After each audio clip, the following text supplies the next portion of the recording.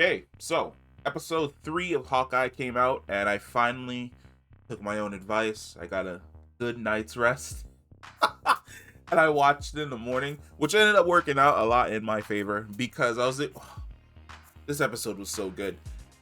So, one of the complaints that I more or less had from episode 1 and 2 was kind of how Clint and Kate were kind of wooden towards each other. They really didn't play off of each other really well. They didn't really have a mentor student relationship. It just wasn't there. This episode completely got rid of that.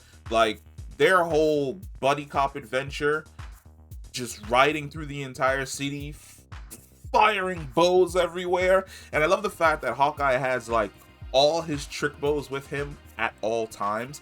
He even has that one bow that we saw in What If, which is the USB bow. What is that for? When does that actually come in handy? Like, I know Clint is like super deadly, but when does that actually come in handy where he has to like, no, wait a minute. You'd probably be able to fire that USB bow into a USB port to upload a virus without anyone. Wait a second. Didn't he do that? No. In the first Avengers movie, he just like did that tracking shot with the wind and he fired the bow and it stuck to the side of the helipad and then it blew up the engine. That wasn't a USB bow. The USB bow was strictly something that we only ever saw in What If. Another great thing, finally, more Ronin. Like, we knew, or at least I knew, that Ronin was just going around killing bad guys the entire time between the end of Infinity War and the beginning of Endgame.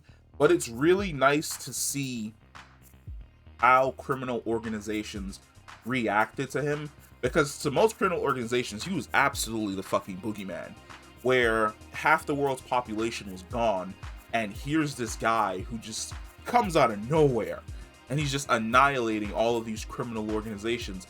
But then the question needs to be asked, were these criminal organizations actually bad? Because we see hints of Echo's dad, where he's actually a good, genuine dude taking care of his daughter, and then Ronin just rolls right through with no explanation and kills him. So it's like, was he a villain? Was he just like a guy of circumstance? Like, I guess we need to know more about Echo's father inside of the MCU. But another great character, Echo. Super awesome that we got to see like her backstory, which is that her father didn't have a lot of money, so he had to send her to school with essentially regular kids. She couldn't go to a school for her hearing impairment, like Gallaudet or something along those lines. So it was really interesting seeing her, essentially the way in which she takes in the world, where she looked around and she saw that all the students were on, like, let's say page 3, and she could catch every other word coming out of the teacher's mouth. So she was always proactive enough to hide her disability so that it wouldn't get her in trouble, and by extension get her father in trouble for not enrolling her into a school that he couldn't afford. But then we also see that because of her ability to take in the small details of her surroundings, it made her absolutely badass when it came to fighting. I definitely loved watching her do the whole MMA fight. I loved watching her take on Clint, and then for like a second take on Kate. I also like the fact that she can read whether or not people are lying. For instance, when Hawkeye was speaking, she could tell that he was lying, so she moved on to Kate. Kate was blathering her mouth, so she just kind of like gripped her by the neck and was choking her out a little bit there. It's going to be super interesting to see more of her character, especially since Disney has greenlit an entire show based around Echo. So it's going to be interesting to see whether or not the Echo show is also going to take place in New York, because there may be hints that a certain Kingpin, let's say, may or may not be appearing in Hawkeye in the next couple episodes, bringing Daredevil, the entire Daredevil Netflix series, back into canon.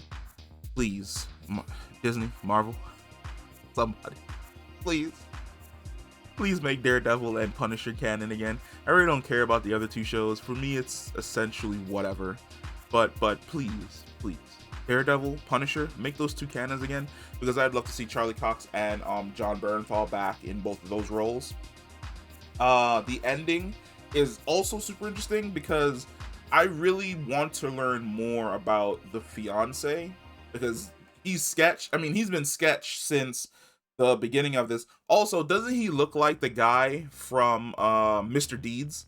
Anybody else feels as though he looks like the dude from Mr. Deeds? Every single time I see him, all I see is that, like, the main bad guy from Mr. Deeds, and it won't go away. It's just stuck. It's stuck in my head. But for the most part, overall, I like this episode. Mega improvement over the first two episodes. I wasn't struggling to go through the entire thing. Like, the first two episodes were enjoyable, but for me and my process, typically I'll watch the episode, then once I finish the episode, I'll go back and do a speed viewing where I basically skip the boring parts and I focus in on the fight scenes and the really good discussions and things along those lines. I didn't care to do that for the first two episodes. I definitely did that for this episode, so there are definitely a couple videos coming down the pipe in regards to that.